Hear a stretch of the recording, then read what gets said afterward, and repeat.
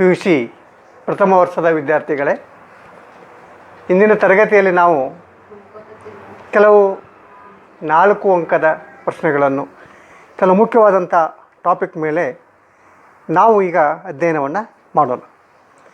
ಕಳೆದ ತರಗತಿಯಲ್ಲಿ ನಾವು ಈ 4 ಅಂಕದ ಪ್ರಶ್ನೋತ್ತರಗಳಲ್ಲಿ ಉದ್ಯೋಗದ ಮಹತ್ವವನ್ನು ಬರೆಯಿರಿ, ಭಾರತದಲ್ಲಿನ ವಲಯವಾರು ಕಾರ್ಮಿಕ ಬಲದ ವಿತರಣೆಯ ಇತ್ತೀಚಿನ ಪ್ರವೃತ್ತಿಯನ್ನು ವಿಶ್ಲೇಷಿಸಿ, ಈ ವಿಷಯಗಳ ಬಗ್ಗೆ, ಈ ಪ್ರಶ್ನೆಗಳ ಬಗ್ಗೆ ಉತ್ತರವನ್ನು ಸೂಕ್ತವಾಗಿ ನಾವು ನಿನ್ನೆ ಚರ್ಚೆಯನ್ನು ಮಾಡಿದ್ದೇವೆ.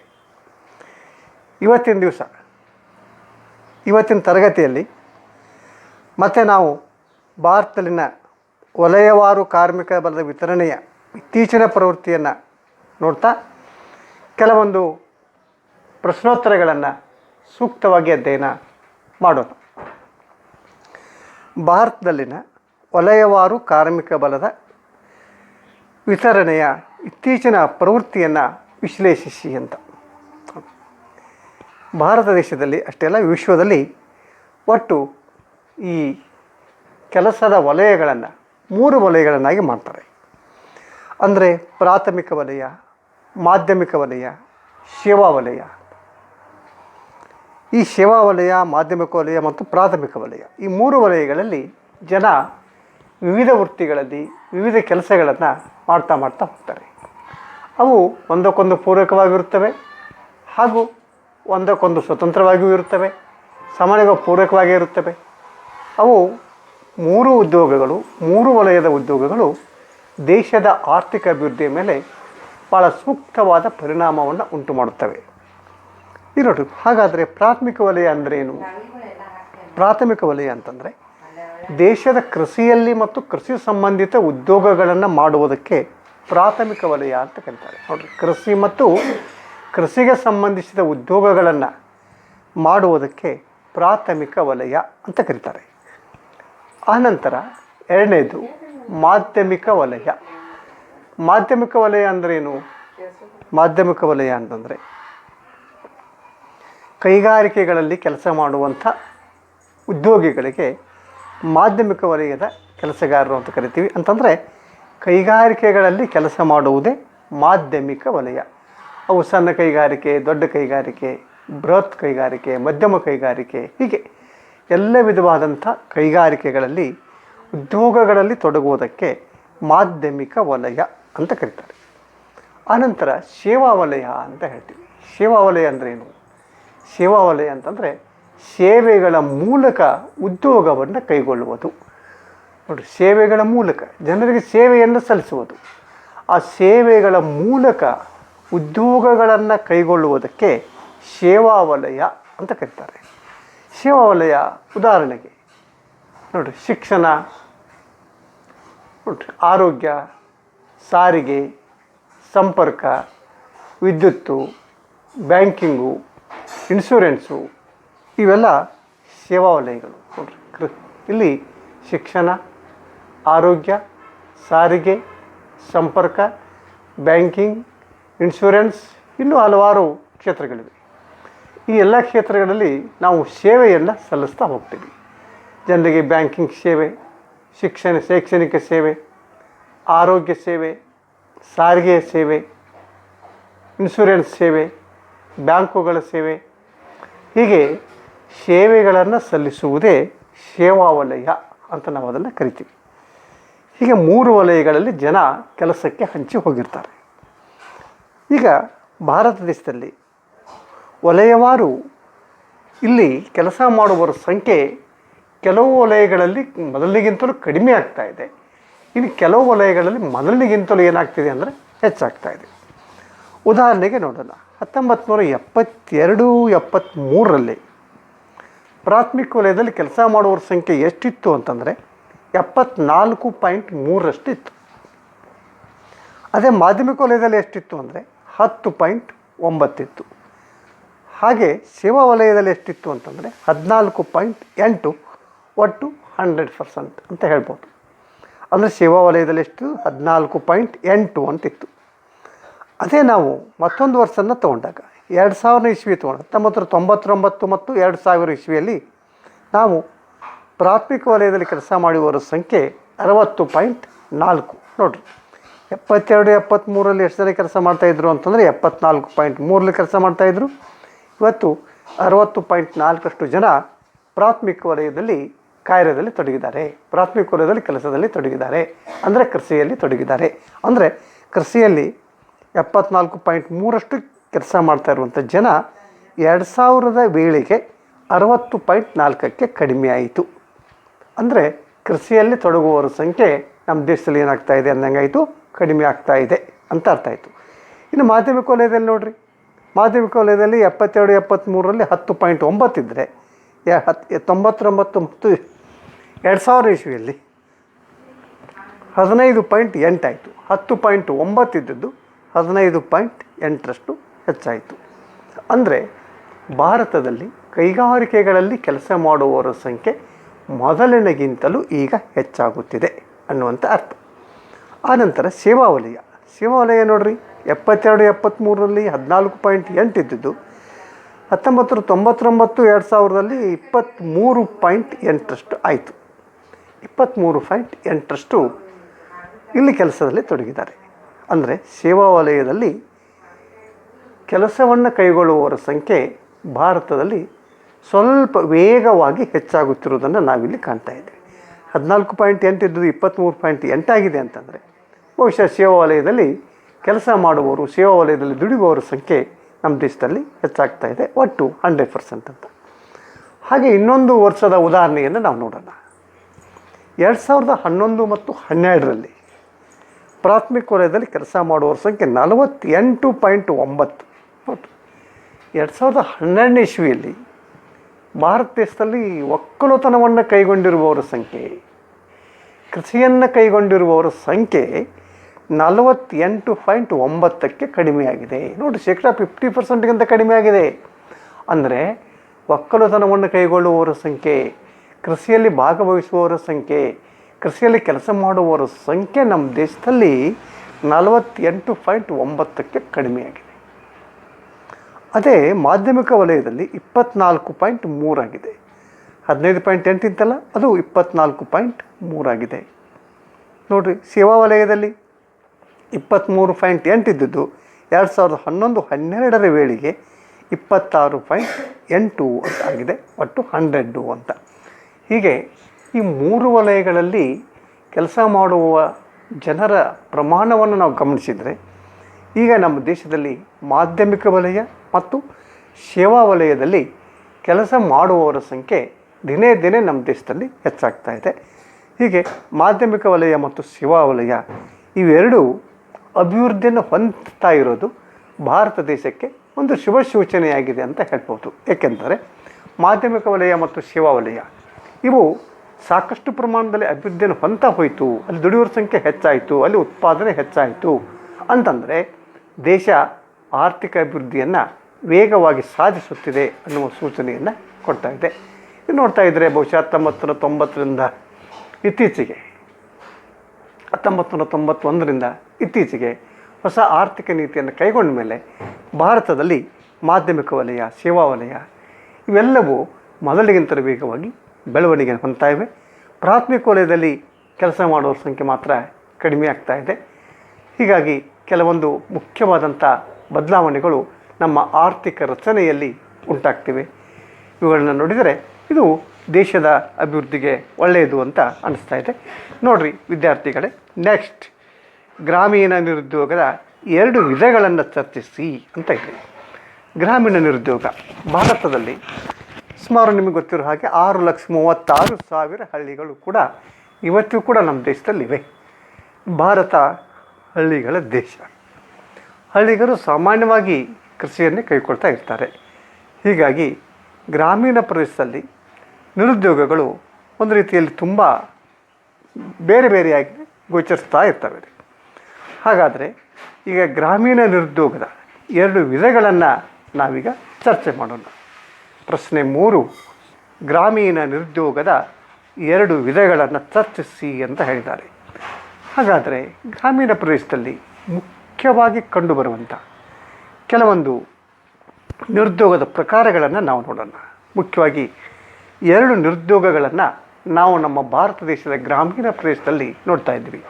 ಅವು ಯಾವುವು ಅಂತಂದರೆ, ನಂಬರ್ 1 ಪ್ರಚಂಡ ನಿರುದ್ಯೋಗ ಅಥವಾ ಮರೆಮಾಚಿದ ನಿರುದ್ಯೋಗ. 2 ಋತುಮಾನದ ನಿರುದ್ಯೋಗ. ಮುಖ್ಯವಾಗಿ ಈ 2 ನಿರುದ್ಯೋಗಗಳು ಭಾರತ ದೇಶದ ಗ್ರಾಮೀಣ ಪ್ರದೇಶಗಳಲ್ಲಿ ಕಂಡುಬರುತ್ತವೆ. ಹಾಗಾದರೆ ಈಗ ಮೊದಲನೇದಾಗಿ ಪ್ರಚಂಡ ನಿರುದ್ಯೋಗ ಅಥವಾ ಇನ್ನೊಂದು ಹೆಸರು ಇದಕ್ಕೆ ಮರೆಮಾಚಿದ ನಿರುದ್ಯೋಗ, ಡಿಸ್ಗೈಸ್ಡ್ ಅನ್ಎಂಪ್ಲಾಯ್ಮೆಂಟ್ ಅಂತ ಹೇಳ್ತೀವಿ. ಈ ಪ್ರಚಂಡ ನಿರುದ್ಯೋಗ ಅಂದ್ರೇನು? ಪ್ರಚಂಡ ನಿರುದ್ಯೋಗ, ಮರೆಮಾಚಿದ ನಿರುದ್ಯೋಗ ಅಂತಂದರೆ ಹೊರನೋಟಕ್ಕೆ ಅಂದರೆ ಮೇಲ್ನೋಟಕ್ಕೆ ಉದ್ಯೋಗದಲ್ಲಿರುವಂತೆ ಕಂಡರೂ ಸಹ ವ್ಯಕ್ತಿಯೊಬ್ಬನ ಸೀಮಾಂತ ಉತ್ಪಾದನೆಯು ಶೂನ್ಯಕ್ಕೆ ಸಮನಾಗಿರುವುದನ್ನು ಮರೆಮಾಚಿದ ಅಥವಾ ಪ್ರಚಂಡ ನಿರುದ್ಯೋಗವೆಂದು ಕರೆಯುತ್ತಾರೆ. ಇಲ್ಲಿ ನಿರುದ್ಯೋಗವು ನಮ್ಮ ಕಣ್ಣಿಗೆ ಕಾಣಿಸುವುದಿಲ್ಲ, ಅದು ಅವಿತು ಕುಳಿತುಕೊಂಡ ರೂಪದಲ್ಲಿರುತ್ತದೆ. ಅಂದರೆ ಇಲ್ಲಿ ಶ್ರಮಿಕರ ಉತ್ಪಾದನೆ ಶೂನ್ಯಕ್ಕೆ ಸಮನಾಗಿರುತ್ತದೆ. ಇದನ್ನೇ ನಾವೇನಂತೀವಿ ಅಂತಂದರೆ ಪ್ರಚಂಡ ನಿರುದ್ಯೋಗ ಅಂತ ಕರಿತೀವಿ. ನಾವು ಇದಕ್ಕೆ ಒಂದು ಉದಾಹರಣೆಯನ್ನು ನಾವು ಕೊಡ್ಬೋದು. ಉದಾಹರಣೆಗೆ 1 ಎಕರೆ ನೀರಾವರಿ ಭೂಮಿ ಇದೆ ಅಂತ ತಿಳ್ಕೊಳ್ಳೋಣ. 1 ಎಕರೆ ನೀರಾವರಿ ಭೂಮಿ ಇದೆ, ಸಾಕಷ್ಟು ನೀರಿದೆ. ಅಲ್ಲಿ ಒಂದು ವರ್ಷಕ್ಕೆ 5 ಜನ ಕೆಲಸ ಮಾಡ್ತಾರೆ ಅಂತ ಇಟ್ಕೊಳ್ಳೋಣ. 1 ಎಕರೆ ಭೂಮಿಯಲ್ಲಿ 1 ವರ್ಷದ ಅವಧಿಯಲ್ಲಿ 5 ಜನ ದುಡಿದು ಅಲ್ಲಿ ಶ್ರಮವನ್ನು ಹಾಕಿ ಕೆಲಸ ಮಾಡಿ 1 ವರ್ಷಕ್ಕೆ ಅವರು 4 ಲಕ್ಷ ಉತ್ಪಾದನೆಯನ್ನು ಮಾಡ್ತಾರೆ. ನೋಡಿರಿ, 1 ಎಕರೆಯಲ್ಲಿ 5 ಜನ ಕೆಲಸ ಮಾಡಿ ಅಲ್ಲಿ 4 ಲಕ್ಷ ಉತ್ಪಾದನೆಯನ್ನು ಮಾಡ್ತಾರೆ ಅಂತ ನಾವು ತಿಳ್ಕೊಳ್ಳೋಣ. ಸರಿ, ಈಗ ನಾವೇನು ಮಾಡೋಣ? ಆ ಎಕರೆ ಉತ್ಪಾದನೆಯಲ್ಲಿ ಇನ್ನಷ್ಟು ಹೆಚ್ಚೋಗೋಸ್ಕರ ಮತ್ತೊಬ್ಬ ಕೆಲಸಗಾರರನ್ನು ಅಲ್ಲಿ ನೇಮಿಸೋಣ. ಅಂದರೆ ಈಗ ವರ್ಷಕ್ಕೆ ಅಲ್ಲಿ 4 ಜನ ಕೆಲಸ ಮಾಡ್ತಾಯಿದ್ರು. ಅವ್ರು 4 ಜನ ಕೆಲಸ ಮಾಡಿ 5 ಜನ ಕೆಲಸ ಮಾಡ್ತಾಯಿದ್ರು. ಅವ್ರು 5 ಜನ ಕೆಲಸ ಮಾಡಿ 4 ಲಕ್ಷ ಉತ್ಪಾದನೆಯನ್ನು ತೆಗಿತಾಯಿದ್ರು ಅಂತ. ಈಗ ನಾವು ಮತ್ತೊಬ್ಬ ಕೆಲಸಗಾರನಲ್ಲಿ ನೇಮಿಸೋಣ. ಮತ್ತೊಬ್ಬ ಕೆಲಸಗಾರನ ನೇಮಿಸಿದಾಗ ಅಲ್ಲಿ ಉತ್ಪಾದನೆ ಅವನು ದುಡಿತಾ ಹೋಗ್ತಾನೆ. 1 ವರ್ಷದವರೆಗೆ ದುಡಿತಾ ಕೆಲಸ ಮಾಡ್ತಾ ಹೋಗ್ತಾನೆ. ಅವ್ರ ಜೊತೆಗೆ ಕೆಲಸ ಮಾಡ್ತಾನೆ, ಅವರಷ್ಟೇ ಕೆಲಸ ಮಾಡ್ತಾನೆ, ಅವ್ರ ಜೊತೆಗೆ ಕೆಲಸ ಬಂದು ಅವ್ರ ಜೊತೆಗೆ ಕೆಲಸ ಮಾಡಿ ಅವ್ರ ದಿವಸಕ್ಕೆ 5-6 ತಾಸು ಗಂಟೆ ಕೆಲಸ ಮಾಡಿ ಅವ್ರು ದುಡಿತಾ ಹೋಗ್ತಾನೆ. ಅವನು ದುಡಿದಾಗ ಮುಂದಿನ ವರ್ಷ ಆತನ ಒಟ್ಟು ಉತ್ಪಾದನೆ ಎಷ್ಟಾಗ್ತದೆ ಅಂದರೆ ಮತ್ತೆ ಆ ಭೂಮಿಯಲ್ಲಿ 4 ಲಕ್ಷ ಮಾತ್ರ ಉತ್ಪಾದನೆ ಬರ್ತಿದೆ. ಅಲ್ಲ, 4 ಜನ ಕೆಲಸ ಮಾಡಿದ್ರೂ 4 ಲಕ್ಷ ಉತ್ಪಾದನೆ ಬರ್ತದೆ, 5 ಜನ ಕೆಲಸ ಮಾಡಿದ್ರೂ 4 ಲಕ್ಷ ಬರ್ತದೆ. ಹಾಗಾದರೆ 5ನೇ ವ್ಯಕ್ತಿ ಕೆಲಸ ಮಾಡಿದ್ದು, ಉತ್ಪಾದನೆ ಮಾಡಿದ್ದು ಎಲ್ಲಿ ಹೋಯಿತು ಅಂದರೆ 5ನೇ ವ್ಯಕ್ತಿಯ ಉತ್ಪಾದನೆ ದುಡಿದದ್ದು ಶೂನ್ಯವಾಯಿತು ಅಂತ. ಹೀಗೆ 5ನೇ ವ್ಯಕ್ತಿ ಉತ್ಪಾದನೆ ಶೂನ್ಯ ಆಯಿತಲ್ಲ, ಈ ಶೂನ್ಯ ಉತ್ಪಾದನೆಯನ್ನು ನಾವೇನಂತೀವಿ ಅಂದರೆ ಪ್ರಚಂಡ ನಿರುದ್ಯೋಗ ಅಥವಾ ಮರೆಮಾಚಿದ ನಿರುದ್ಯೋಗ ಅಂತ ನಾವು ಇದನ್ನು ಕರಿತೀವಿ. ಇನ್ನು ಈ ಪ್ರಚಂಡ ನಿರುದ್ಯೋಗದ ಲಕ್ಷಣಗಳನ್ನು ನಾವು ನೋಡೋಣ. ಹಾಗಾದರೆ ಪ್ರಚಂಡ ನಿರುದ್ಯೋಗದಲ್ಲಿ ಎಂಥ ಲಕ್ಷಣಗಳಿರ್ತವೆ? ನಂಬರ್ 1, ಇಲ್ಲಿ ನಿರುದ್ಯೋಗ ಹೆಚ್ಚಾಗಿ ಕೃಷಿ ಕ್ಷೇತ್ರದಲ್ಲಿ ಕಂಡುಬರ್ತಾ ಇದೆ. ಪ್ರಚಂಡ ನಿರುದ್ಯೋಗ ಯಾವ ಕ್ಷೇತ್ರದಲ್ಲಿ ಕಂಡುಬರ್ತಾ ಇದೆ ಅಂತಂದರೆ ಇದು ಕೃಷಿ ಕ್ಷೇತ್ರದಲ್ಲಿ ಕಂಡುಬರುತ್ತದೆ. 1ನೇ ಲಕ್ಷಣ. 2ನೇ ಲಕ್ಷಣ, ಇಲ್ಲಿ ಶ್ರಮಿಕರ ಸರಾಸರಿ ಉತ್ಪನ್ನ ಕಡಿಮೆ ಇರುತ್ತದೆ. ಇಲ್ಲಿ ಕೆಲಸ ಮಾಡುವವರ ಒಂದು ಸರಾಸರಿ ಉತ್ಪನ್ನ ತುಂಬ ಕಡಿಮೆ ಪ್ರಮಾಣದಲ್ಲಿ ಇರ್ತದೆ. ನಂಬರ್ 3, ಇಲ್ಲಿ ಅಗತ್ಯಕ್ಕಿಂತ ಅಧಿಕ ಶ್ರಮಿಕರು ಇರುತ್ತಾರೆ. ಇಲ್ಲಿ 3 ಜನ ಕೆಲಸ ಮಾಡಬೇಕಾದಲ್ಲಿ 6 ಜನ ಕೆಲಸ ಮಾಡ್ತಾ ಇರ್ತಾರೆ ಅಂತ. ಅಂದರೆ ಅವಶ್ಯಕತೆಗಿಂತಲೂ ಹೆಚ್ಚು ಜನ ಕೆಲಸದಲ್ಲಿ ತೊಡಗಿರುತ್ತಾರೆ. ನಂಬರ್ 4, ಇಲ್ಲಿ ಸೀಮಾಂತ ಶ್ರಮಿಕರ ಉತ್ಪಾದನೆ ಶೂನ್ಯಕ್ಕೆ ಸಮನಾಗಿರುತ್ತದೆ. ಇಲ್ಲ ಹೇಳಿದ್ನಲ್ಲ, ಇದೇ ಉದಾಹರಣೆಯಲ್ಲಿ 4 ಜನ ಕೆಲಸ ಮಾಡಿದ್ರು 1 ಎಕರೆಯಲ್ಲಿ 4 ಲಕ್ಷ ಉತ್ಪಾದನೆ ಆಗ್ತದೆ 1 ವರ್ಷದ ಅವಧಿಯಲ್ಲಿ. 5 ಜನ ಕೆಲಸ ಮಾಡಿದರೂ ಕೂಡ 4 ಲಕ್ಷ ಉತ್ಪಾದನೆ ಆಗ್ತಿದೆ. ಅಂದರೆ 5ನೇ ವ್ಯಕ್ತಿ ಇಲ್ಲಿ ಏನು ಅಂತಂದರೆ ಸೀಮಾಂತ ಕಾರ್ಮಿಕ ಅಥವಾ ಸೀಮಾಂತ ಶ್ರಮಿಕ ಅಂತ ನಾವು ಅವನನ್ನು ಕರಿತೀವಿ. ಆ ಸೀಮಾಂತ ಶ್ರಮಿಕನ ಉತ್ಪಾದನೆ ಶೂನ್ಯಕ್ಕೆ ಸಮನಾಗಿರ್ತದೆ. ಅದು ಕೆಲಸ ಮಾಡಿದರೂ ಕೂಡ ಆತನಿಂದ ಯಾವ ಉತ್ಪಾದನೆಯೂ ನಮಗೆ ಸಲ್ಲುವುದಿಲ್ಲ, ಯಾವ ಉತ್ಪಾದನೆ ಕೂಡ ನಮಗೆ ದೊರೆಯುವುದಿಲ್ಲ. ಅದಕ್ಕಾಗಿ ಅದನ್ನು ಶೂನ್ಯ ಉತ್ಪಾದನೆ ಅಂತ ಕರಿತೀವಿ. ಇಂಥ ಒಂದು ನಿರುದ್ಯೋಗ ಪ್ರಚಂಡ ನಿರುದ್ಯೋಗ ಅಂತ ಕರೆಸ್ಕೊಳ್ತದೆ. ಆನಂತರ ಗ್ರಾಮೀಣ ಪ್ರದೇಶದಲ್ಲಿ ಮತ್ತೊಂದು ನಿರುದ್ಯೋಗ ಇದೆ. ಅದು ಯಾವುದು ಅಂತಂದರೆ ಋತುಮಾನದ ನಿರುದ್ಯೋಗ ಅಂತ ನಾವು ಕರಿತೀವಿ. ಋತುಮಾನದ ನಿರುದ್ಯೋಗ. ಋತುಮಾನ ವರ್ಷದಲ್ಲಿ ಹಲವಾರು, ಈಗ ಮಳೆಗಾಲ, ಚಳಿಗಾಲ, ಬೇಸಿಗೆ ಕಾಲ ಋತುಗಳು. ಈ ವರ್ಷದ ಕೆಲವು ಋತುಗಳಲ್ಲಿ ಮಾತ್ರ ಉದ್ಯೋಗವಿದ್ದು ಉಳಿದ ಋತುಗಳಲ್ಲಿ ಉದ್ಯೋಗ ದೊರೆಯದೇ ಇರುವಂಥ ಪರಿಸ್ಥಿತಿಗೆ ಋತುಮಾನದ ನಿರುದ್ಯೋಗವೆಂದು ಕರೆಯುತ್ತಾರೆ. ಋತುಮಾನದ ನಿರುದ್ಯೋಗ ಅಂದರೆ ಏನು ಅಂತ ಮೊದಲು ನಾವು ಅರ್ಥ ಮಾಡ್ಕೋಬೇಕು. ಋತುಮಾನದ ನಿರುದ್ಯೋಗ ಅಂದರೆ ವರ್ಷದ ಕೆಲವು ಋತುಗಳಲ್ಲಿ ಮಾತ್ರ ಉದ್ಯೋಗವಿದ್ದು ಉಳಿದ ಋತುಗಳಲ್ಲಿ ಉದ್ಯೋಗ ದೊರೆಯದೇ ಇರುವ ಪರಿಸ್ಥಿತಿಗೆ ಋತುಮಾನದ ನಿರುದ್ಯೋಗವೆಂದು ಕರೆಯುತ್ತಾರೆ. ಅಂದರೆ ವರ್ಷದ ಕೆಲವು ತಿಂಗಳು ಉದ್ಯೋಗವಿರುತ್ತದೆ, ವರ್ಷದ ಇನ್ನು ಕೆಲವು ತಿಂಗಳು ಉದ್ಯೋಗ ಇರುವುದೇ ಇಲ್ಲ. ಅಂದರೆ ಕೆಲವೇ ತಿಂಗಳು ಉದ್ಯೋಗದಲ್ಲಿದ್ದು ಇನ್ನು ಕೆಲವು ತಿಂಗಳು ಉದ್ಯೋಗವಿಲ್ಲದೆ ನಿರುದ್ಯೋಗಿಯಾಗಿ ಕಳೆಯುವಂಥ ಈ ಸಂದರ್ಭವನ್ನು, ಪರಿಸ್ಥಿತಿಯನ್ನು, ಸನ್ನಿವೇಶವನ್ನು ನಾವು ಋತುಮಾನದ ನಿರುದ್ಯೋಗ ಅಂತ ನಾವು ಇದನ್ನು ಕರೆಯುತ್ತೇವೆ. ಋತುಮಾನದ ನಿರುದ್ಯೋಗ ಸಾಮಾನ್ಯವಾಗಿ ಇದು ನಮ್ಮ ದೇಶದ ಕೃಷಿ ಕ್ಷೇತ್ರದಲ್ಲಿನೇ ಹೆಚ್ಚಾಗಿ ಕಂಡುಬರ್ತಾ ಇದೆ, ಗ್ರಾಮೀಣ ಪ್ರದೇಶದಲ್ಲಿ. ಹಾಗಾದರೆ ನಾವೀಗ ಋತುಮಾನದ ನಿರುದ್ಯೋಗದ ಲಕ್ಷಣಗಳನ್ನು ನಾವೀಗ ನೋಡೋಣ. ಒಂದು, ಋತುಮಾನದ ನಿರುದ್ಯೋಗ ಹೆಚ್ಚಾಗಿ ಕೃಷಿ ಕ್ಷೇತ್ರದಲ್ಲಿ ಕಂಡುಬರ್ತಾ ಇದೆ. ಕೃಷಿ ಕ್ಷೇತ್ರದಲ್ಲಿ ಕಂಡುಬರ್ತಾ ಇದೆ. ನಮ್ಮ ದೇಶದ ಒಕ್ಕಲ್ತನದಲ್ಲೇ ಋತುಮಾನದ ನಿರುದ್ಯೋಗ ಕಂಡುಬರ್ತಾ ಇದೆ. ಯಾಕೆಂದರೆ ಈ ಸುಗ್ಗಿಯಲ್ಲಿ ಭಾಳ ಕೆಲಸ ಹೆಚ್ಚಾಗಿರ್ತದೆ. ಸ್ವಲ್ಪ ಬಿತ್ತನೆ ಮಾಡುವಂಥ ಸಮಯದಲ್ಲಿ ಕೆಲಸ ಇರ್ತದೆ. ಬಿತ್ತನೆ ಮಾಡಿದರು ಅಂತಂದರೆ ಸುಗ್ಗಿ ಬರುವವರೆಗೆ ಕೆಲಸ ಕಡಿಮೆ. ಸುಗ್ಗಿ ಮಾಡಿದರು ಅಂತಂದರೆ ಮತ್ತೆ ಬಿತ್ತನೆ ಮಾಡುವವರೆಗೂ ಕೆಲಸ ಇರೋದೇ ಇಲ್ಲ. ಹೀಗೆ ಕೆಲವೇ ದಿವಸಗಳಲ್ಲಿ ಕೆಲಸ ಇದ್ದು ಇನ್ನು ಕೆಲವು ದಿವಸಗಳಲ್ಲಿ ಭಾಳಷ್ಟು ಕೆಲಸ ಇಲ್ಲದೆ ಇರುವಂಥ ಒಂದು ಪರಿಸ್ಥಿತಿಯನ್ನು ನಮ್ಮ ದೇಶದ ಕೃಷಿಯಲ್ಲಿ ನಾವು ಕಾಣ್ತಾ ಇದ್ದೀವಿ. ಇದು ನಮ್ಮ ದೇಶದಲ್ಲಿ ಕಂಡುಬರ್ತಕ್ಕಂಥ ಒಂದು ಸನ್ನಿವೇಶ. ಇಂಥ ನಿರುದ್ಯೋಗ ಹೆಚ್ಚಾಗಿ ಯಾವ ಕ್ಷೇತ್ರದಲ್ಲಿ ಕಂಡುಬರ್ತಾ ಇದೆ ಅಂತಂದರೆ ಕೃಷಿ ಕ್ಷೇತ್ರದಲ್ಲಿ ಕಂಡುಬರ್ತಾ ಇದೆ. ಎರಡನೆಯ ಒಂದು ಲಕ್ಷಣ ಅಂತಂದರೆ ಈ ನಿರುದ್ಯೋಗದಲ್ಲಿ ಸುಗ್ಗಿಯ ಕಾಲದಲ್ಲಿ ಕೆಲಸವಿದ್ದು ನಂತರ ನಿರುದ್ಯೋಗಿಗಳಾಗುತ್ತಾರೆ. ನೋಡಿರಿ, ಕೃಷಿ ಒಳಗೆ ಕೃಷಿ ಕಾರ್ಮಿಕರು ಅಥವಾ ಕೃಷಿಯಲ್ಲಿ ಕೆಲಸ ಮಾಡ್ತಕ್ಕಂಥ ವ್ಯಕ್ತಿಗಳು ಸುಗ್ಗಿಯ ಕಾಲದಲ್ಲಿ ಕೆಲಸ ಮಾಡ್ತಾರೆ. ಒಂದು ತಿಂಗಳು, ಒಂದೂವರೆ ತಿಂಗಳು ಸುಗ್ಗಿ ಕಾಲದಲ್ಲಿ ಸಾಕಷ್ಟು ಹಗಲು ರಾತ್ರಿ ಶ್ರಮಪಟ್ಟು ದುಡಿತಾರೆ. ಆನಂತರ ಸುಗ್ಗಿ ಮುಗೀತು ಅಂತಂದರೆ ಇವರೆಲ್ಲ ಏನಾಗ್ತಾರೆ ಅಂದರೆ ನಿರುದ್ಯೋಗಿಗಳಾಗಿ ಬಿಡ್ತಾರೆ. ಅವ್ರ ಕೆಲಸನೇ ಇರೋದಿಲ್ಲ. ಅಂಥ ಸಮಯದಲ್ಲಿ ಅವರು ಕೆಲಸ ಹುಡುಕಾಡಿಕೊಂಡು ಮತ್ತೆ ನಗರ ಪ್ರದೇಶಕ್ಕೆ ಹೋಗ್ಬೋದು, ಕೈಗಾರಿಕೆಗಳಿಗೆ ಹೋಗ್ಬೋದು, ಅಥವಾ ಯಾವುದಾದ್ರೂ ಸಂಘ ಸಂಸ್ಥೆಗಳಿಗೋ ಅಥವಾ ಯಾವುದಾದ್ರೂ ಒಂದು ಇತ್ಯಾದಿ ಈ ಭೌತಿಕ ಕೆಲಸಗಳನ್ನು ನಿರ್ವಹಿಸ್ಕೊಳ್ಳಿಕ್ಕೆ ಅವರು ಮತ್ತೆ ಬೇರೆ ಕಡೆಗೆ ಹೋಗುವಂಥ ಒಂದು ಸಂದರ್ಭವನ್ನು ನಾವು ಇಲ್ಲಿ ನೋಡ್ತಾ ಇರ್ತೀವಿ. ಈ ನಿರುದ್ಯೋಗದಲ್ಲಿ ಸುಗ್ಗಿಯ ಕಾಲದಲ್ಲಿ ಕೆಲಸವಿದ್ದು ನಂತರ ನಮ್ಮ ರೈತರು ಏನಾಗ್ತಾರೆ ಅಂದರೆ ನಿರುದ್ಯೋಗಿಗಳು ಆಗ್ತಾರೆ ಅನ್ನೋಂಥದ್ದು. ಮೂರನೇದ್ದು, ಈ ನಿರುದ್ಯೋಗ ನಿಸರ್ಗ ಅವಲಂಬಿತವಾಗಿದೆ ಅಂತ ನಾವು ಹೇಳ್ತೀವಿ. ಈ ನಿರುದ್ಯೋಗ ನಿಸರ್ಗ ಅವಲಂಬಿತವಾಗಿದೆ.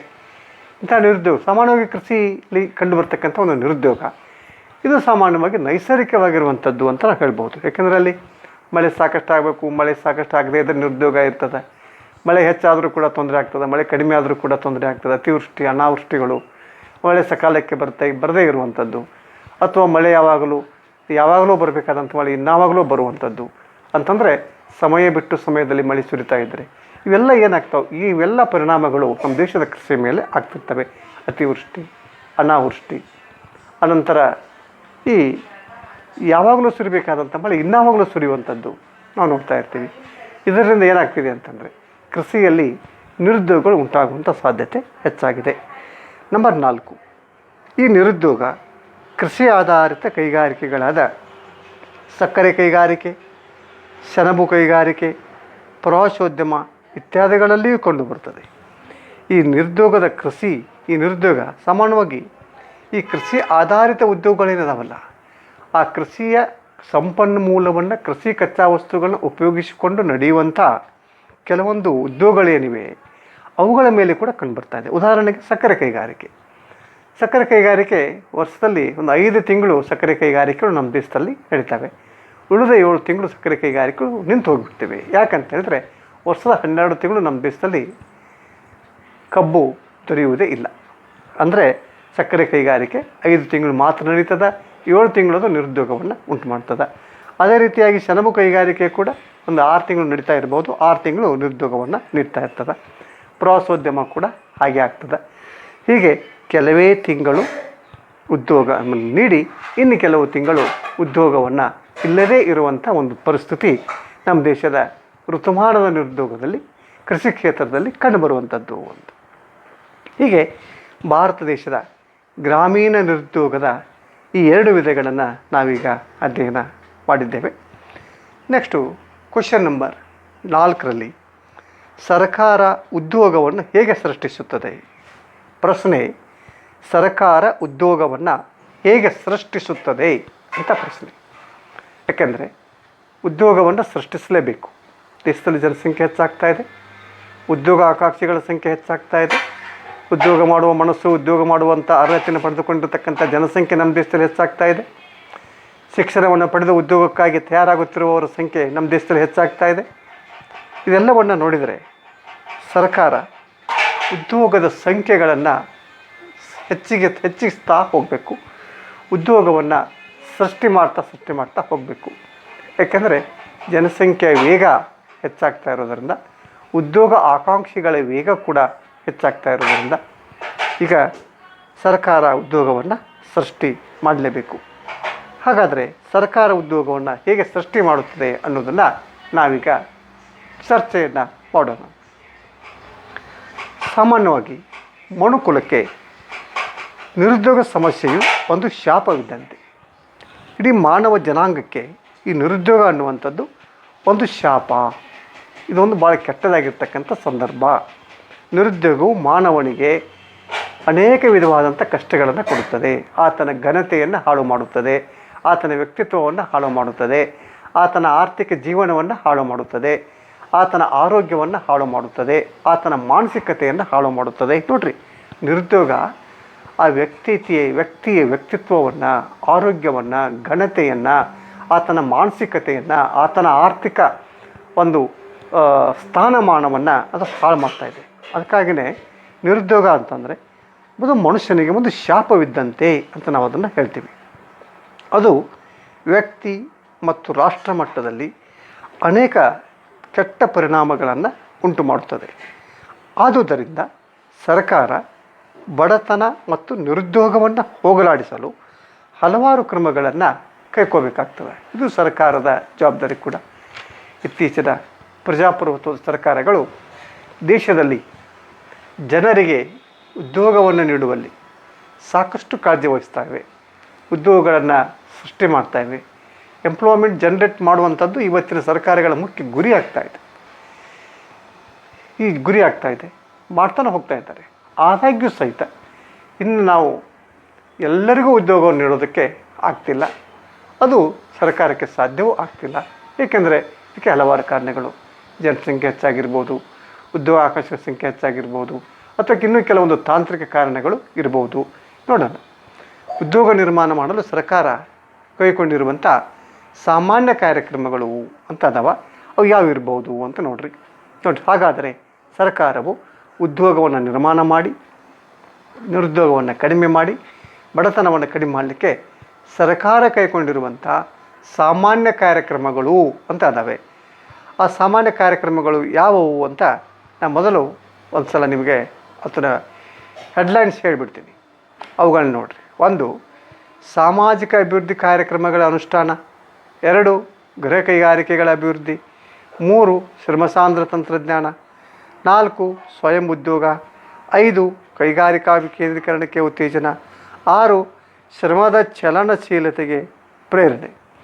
ಹೀಗೆ ಈ 6 ವಿಧಾನಗಳ ಮೂಲಕ, ಈ 6 ಕಾರ್ಯಕ್ರಮಗಳ ಮೂಲಕ ಸರ್ಕಾರ ಏನು ಮಾಡ್ತಿದೆ ಅಂತಂದರೆ ಉದ್ಯೋಗಗಳನ್ನು ಸೃಷ್ಟಿ ಮಾಡಿ ತಮ್ಮ ದೇಶದ ಜನರಿಗೆ ಒದಗಿಸ್ತಾ ಹೋಗ್ತಿದೆ. ಮೊದಲನೇದಲ್ಲಿ ಯಾವ ಕಾರ್ಯಕ್ರಮವನ್ನು ಸರ್ಕಾರ ಹಾಕ್ಕೊಂಡಿದೆ ಅಂತ ನೋಡೋಣ. ನಂಬರ್ 1, ಸಾಮಾಜಿಕ ಅಭಿವೃದ್ಧಿ ಕಾರ್ಯಕ್ರಮಗಳ ಅನುಷ್ಠಾನ. ಸಮಾಜದ ಅಭಿವೃದ್ಧಿ, ದೇಶದ ಜನರಿಗೆ ಮೂಲಭೂತ ಸೌಕರ್ಯಗಳನ್ನು ಒದಗಿಸಿಕೊಡುವಂಥ ಸೌಲಭ್ಯಗಳನ್ನು ಸರ್ಕಾರ ಇವತ್ತು ಹೆಚ್ಚಿಸ್ತಾ ಇದೆ. ಅವುಗಳ ಮೂಲಕ ಉದ್ಯೋಗಗಳನ್ನು ಸೃಷ್ಟಿ ಮಾಡಿಕೊಳ್ತಾ ಇದೆ. ನೋಡಿರಿ, ಸಾಮಾಜಿಕ ಅಭಿವೃದ್ಧಿ ಕಾರ್ಯಕ್ರಮಗಳಲ್ಲಿ ಏನೇನು ಸರ್ಕಾರ ಮಾಡ್ತಾಯಿದೆ ಅಂತಂದರೆ, ದೇಶದ ಬಡತನವನ್ನು ಹೋಗಲಾಡಿಸಲು ರಸ್ತೆ, ಸೇತುವೆಗಳ ನಿರ್ಮಾಣ, ಶಿಕ್ಷಣ, ವಸತಿ ಅಂದರೆ ಗೃಹ ನಿರ್ಮಾಣ, ಆರೋಗ್ಯ, ನೀರಾವರಿ, ಕುಡಿಯುವ ನೀರು ಪೂರೈಕೆ ಮೊದಲಾದ ಸಾಮಾಜಿಕ ಅಭಿವೃದ್ಧಿ ಕಾರ್ಯಕ್ರಮಗಳನ್ನು ಜಾರಿಗೊಳಿಸುವುದರ ಮೂಲಕ ಉದ್ಯೋಗಗಳನ್ನು ನಾವು ಸೃಷ್ಟಿ ಮಾಡಬಹುದಾಗಿದೆ. ನೋಡಿರಿ, ಅದಕ್ಕೆ ಸರ್ಕಾರ ಇವತ್ತು ಉದ್ಯೋಗಗಳನ್ನು ಹೆಚ್ಚಿಸುವ ಸಲುವಾಗಿ ಕೆಲವೊಂದು ಸಾಮಾಜಿಕ ಅಭಿವೃದ್ಧಿ ಕಾರ್ಯಕ್ರಮಗಳನ್ನು ಹಾಕ್ಕೊಂಡಿದೆ.